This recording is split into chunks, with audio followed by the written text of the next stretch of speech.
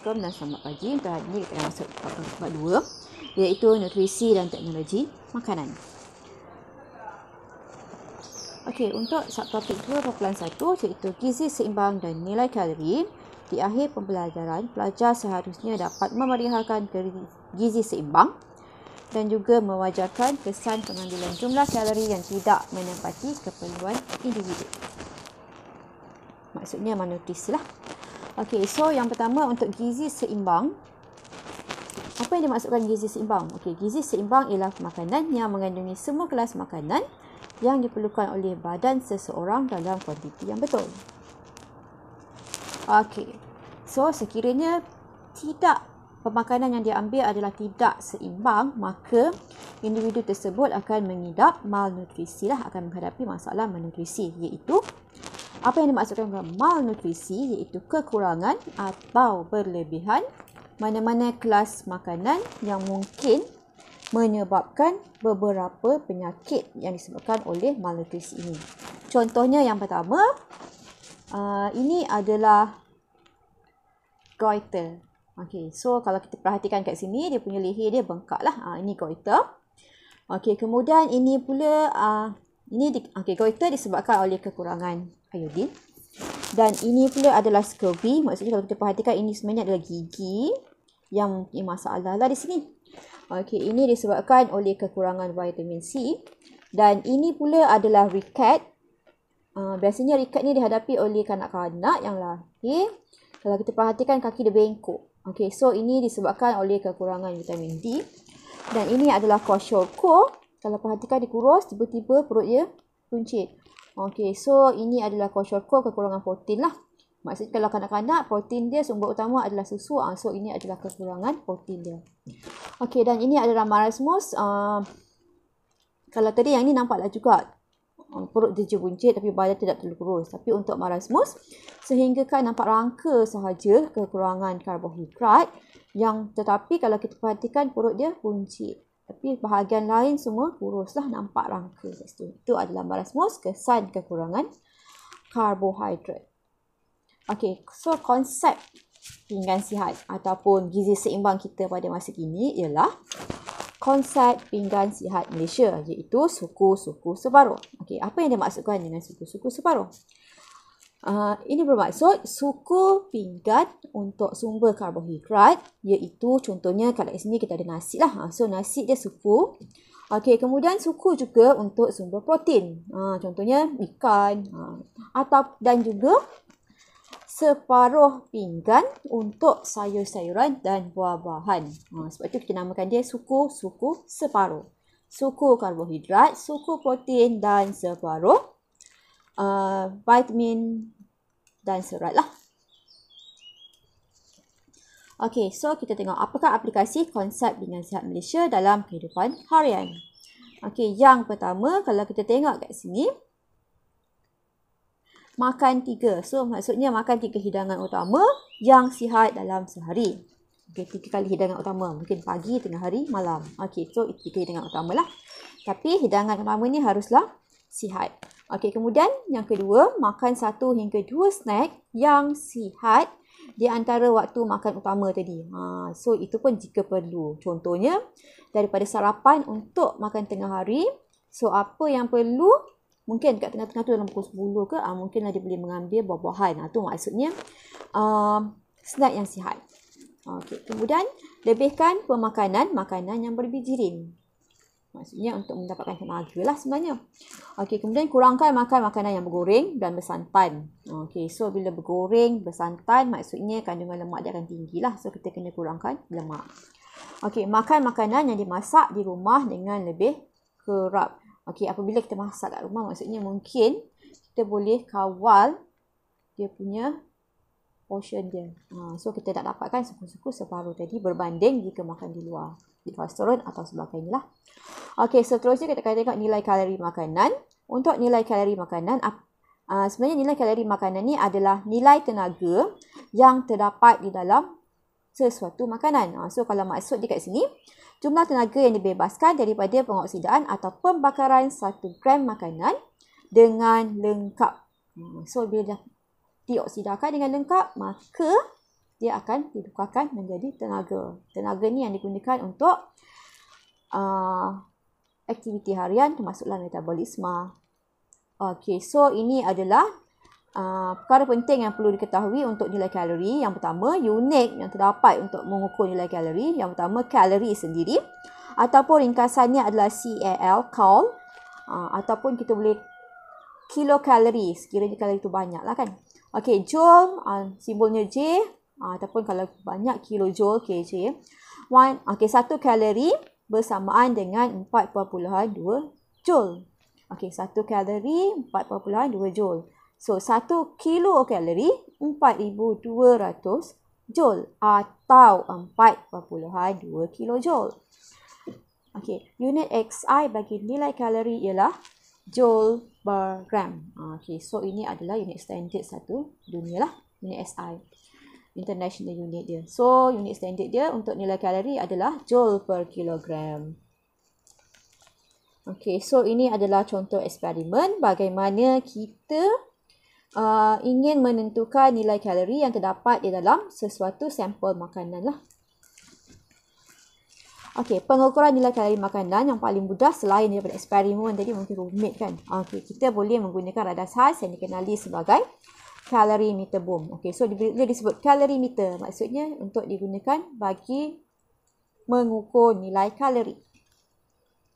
Okey, so contohnya kat sini kelas makanan, kita boleh buat perbandingan.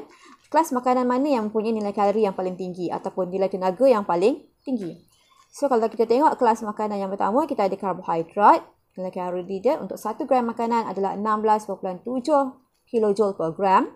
Untuk lemak 37.6 kilojoule per gram, manakala protein 16.7 kilojoule per gram. Ini bermaksud lemak mempunyai nilai kalori ataupun nilai tenaga yang paling banyak berbanding protein dan karbohidrat. Contohnya kalau saya bagi nasi di sini, dimakan bersama ayam goreng. Okey, so goreng berminyak, so ada lemak di situ. So protein adalah ayam tu sendirilah.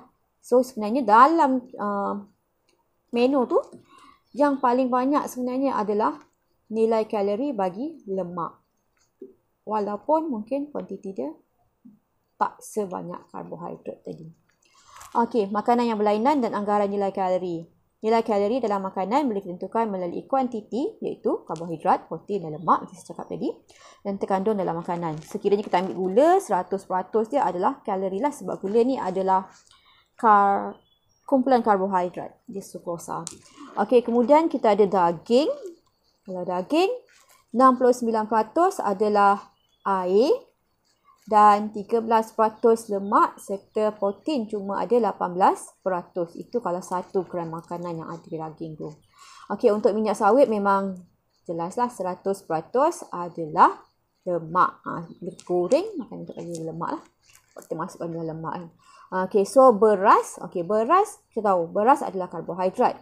Tapi sebenarnya dalam beras juga mengandungi air, protein dan juga lemak. Cuma kuantiti yang karbohidrat yang terdapat dalam beras lebih tinggi lah berbanding air, protein dan lemak tadi. Okey, makanan yang berlainan dan juga anggaran nilai kalori untuk 1 gram makanan lah. So kalau antara nasi, 1 gram nasi, 1 gram roti putih, 1 gram gula kasar ataupun gula sukrosa. Gula tebu maksudnya. So kita tengok kat sini, nilai kalori bagi gula ni lebih besar berbanding nasi. So maksudnya kalau kita minum air manis dan juga sebilangan nasi, nilai kalori yang terdapat dalam air tu lebih banyak berbanding nasi. Okey, kemudian lemak. Kita bandingkan di antara minyak sawit yang sumbernya daripada tumbuhan, pokok kelapa sawit.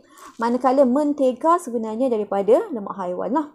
So kalau kita perhatikan kat sini, nilai kalori yang dihasilkan oleh minyak tumbuhan lebih tinggi berbanding nilai kalori daripada mentega yang sumber utama asalnya adalah lemak haiwan. Manakala protein antara daging ayam dan daging lembu, sebenarnya daging lembu mengandungi lebih banyak kalori berbanding daging ayam. Okey, so kesan pengambilan jumlah kalori yang tidak menepati keperluan individu mungkin akan menyebabkan, maksudnya kalau kita mengambil makanan dalam kuantiti yang berlebihan atau kekurangan. Kalau berlebihan mungkin boleh menyebabkan, berlebihan atau kekurangan mungkin boleh menyebabkan malnutrisi. Namun sekiranya berlebihan mungkin menyebabkan obesiti, berlebihan berat badan. Diabetes mellitus maksudnya kencing manis sekiranya berlebihan kalori ataupun karbohidrat. Okey, tekanan darah tinggi, serangan penyakit jantung, ini jantung sebenarnya, sekiranya berlebihan lemak mungkin kan selalu arteri tersumbat. Okey, kemudian menyebabkan penyakit jantung, trombosis maksudnya berlakunya darah beku dalam salur darah, mungkin ke jantung akan menyebabkan serangan jantung ataupun anoreksia nervosa, kurang nutrisi. Okey, dia takut nak makan kan, so dia kurang nutrisi, jadi lebih ni kurang.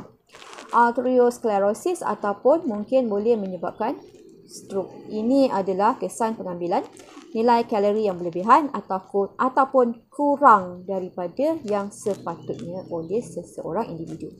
Okey, so ini adalah kesan pengambilan jumlah kalori yang berlebihan, dia akan jadi obesiti. Namun sekiranya kurang, dia akan jadi kurang berat badan. Contohnya kalau yang ini makan nasi lebih, dia akan jadi obesiti lah, berlebihan berat badan. Yang ini mungkin dia kurang makan. Okey, so masalah dia yang pertama, obesiti, pengambilan makanan yang nilai kalorinya tinggi secara berlebihan dalam jangka masa yang panjang. Itu obesiti, makan yang banyak dalam jangka masa yang panjang. Kalau hari ini dia banyak, besok tak, jadilah obesiti kan. Okey, so kesannya meningkatkan risiko mengidap penyakit seperti diabetes mellitus, arteriosklerosis, jantung ni sebenarnya, dan juga tekanan darah tinggi. Arteriosklerosis maksudnya saluran arteri dia ada bermasalah lah dekat sini. Okey, so untuk yang ini bermaksud, tapi obesiti sebenarnya dia bukanlah sakit, tapi dia berisiko untuk mendapat penyakit. Okey, itu obesiti.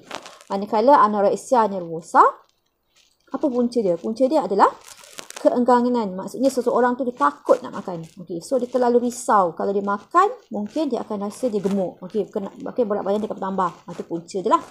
Kesannya mungkin akan menghadapi masalah kesihatan dan akhirnya membawa maut kerana kekurangan kalori, kekurangan nutrisi. Okey, kemudian kita ada arteriosklerosis, sejenis penyakit arteriosklerosis lah. Arteriosklerosis kan. Okey, puncanya pemendapan kolesterol pada dinding arteri. Maksudnya arteri itu menjadi sempit sebab terlalu banyak kolesterol. Jadi lumen arteri menjadi sempit menyebabkan tekanan darah tinggi. So bila sempit, tekanan darah akan meningkat. Dan akhirnya mungkin boleh menyebabkan risiko penyakit jantung dan juga stroke. Itu adalah arteriosklerosis. Okey, diabetes mellitus ataupun kencing manis jenis 2, mengambil makanan atau minuman yang tinggi kandungan gula untuk jangka masa yang panjang. Tak kira lah dia makan nasi banyak ke, dia minum air manis banyak ke, itu bermaksud berlebihan gula. Okey, kemudian kita ada tekanan darah tinggi. Mengambil makanan yang tinggi kandungan garam juga dalam jangka masa yang panjang. Ini akan menyebabkan risiko kepada penyakit jantung dan juga stroke. Okey, corak pemakanan masyarakat Malaysia dan kesan terhadap kesihatan. Yang pertama, mungkin gula berlebihan, yang selalu berlaku lah. Jadi, kesan dia mungkin menyebabkan obesiti, kerosakan gigi, peningkatan risiko awal mengidap diabetes mellitus pada usia yang muda. Suka minuman, contohnya kat sini minuman berkarbonat, itin tu. Okey, pewarna dan pemanis tiruan dapat menyebabkan mungkin kanser, kemandulan, diabetes mellitus dan juga kerosakan hati dan ginjal kerana pewarna tiruannya adalah satu benda yang bukan semula jadi, yang mungkin akan merosakkan hati dan ginjal lah. Okey, garam berlebihan, yang pertama mungkin menyebabkan tekanan darah tinggi, penyakit jantung dan juga kerosakan ginjal juga. Mungkin daripada faktor pemakanan yang suka makan snack yang masin lah. Okey, kafein dan minuman bergas menyebabkan susah tidur, kerisauan dan juga ketagihan. Okey, kemudian dan akhir sekali, ketiadaan kandungan makanan yang berkhasiat menyebabkan seseorang mengidap malnutrisi, kekurangan ataupun berlebihan nutrien lah. So kalau yang ini ketiadaan kandungan yang berkhasiat, maksudnya dia akan kekurangan nutrien. Okey, itu sahaja.